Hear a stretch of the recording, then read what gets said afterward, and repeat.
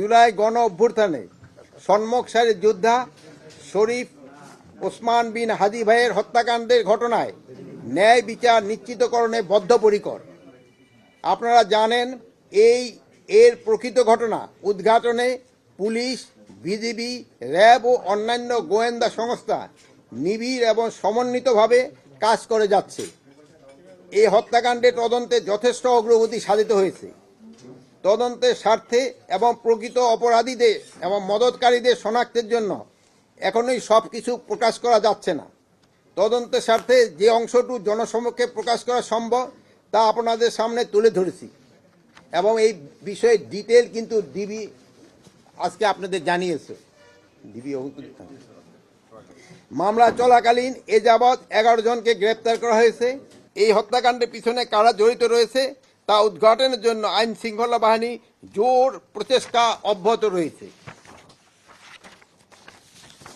গ্রেপ্তারকৃতদের কাছ থেকে পাওয়া তথ্য, সাক্ষীদের জবানবন্দি এবং উদ্ধারকৃত আলামত পর্যালোচনা ও সার্বিক বিবেচনায় মামলাটি তদন্তের শেষ পর্যায়ে রয়েছে।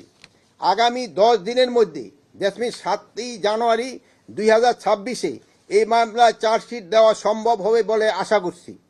আমি সবাইকে এই বিষয়ে ধৈর্য ধারণ করার অনুরোধ করছি। আমরা অতি দ্রুত এই হত্যাকাণ্ডের মূল রহস্য এবং যারা এর পিছনে জড়িত রয়েছে তাদের নাম, ঠিকানা সহ পূর্ণাঙ্গ তালিকা জনসম্মুখে উন্মোচন করতে পারবো ইনশাল্লাহ। আপনারা জানেন ইতিমধ্যে মামলাটি দ্রুত বিচার ট্রাইব্যুনাল স্থানান্তর করার সিদ্ধান্ত নেওয়া হয়েছে। এই জঘন্য হত্যাকাণ্ডের ঘটনায় দ্রুততার সাথে ন্যায় বিচার নিশ্চিতে আমাদের সর্বোচ্চ প্রচেষ্টা অব্যাহত রহিয়াছে। এ কাজে ব্যাঘাত ঘটাতে ফ্যাসিস্ট দোসর, দুষ্কৃতিকারী ও সন্ত্রাসীরা অনবরত তৎপরতা চালিয়ে যাচ্ছেন। সেই জন্য সবাইকে অনুরোধ করব, আমরা যেন এমন কোনো কাজ না করি যা আমাদের শত্রুপক্ষকে শক্তিশালী করবে এবং হাদি হত্যার বিচার প্রক্রিয়াকে বাধাগ্রস্ত করবে। আমি আপনাদের আশ্বস্ত করতে চাই, বর্তমান অন্তর্বর্তী সরকার, এই অন্তর্বর্তী সরকারের মেয়াদেই হাদি ভাইয়ের হত্যার বিচার সম্পূর্ণ করা হবে ইনশাআল্লাহ।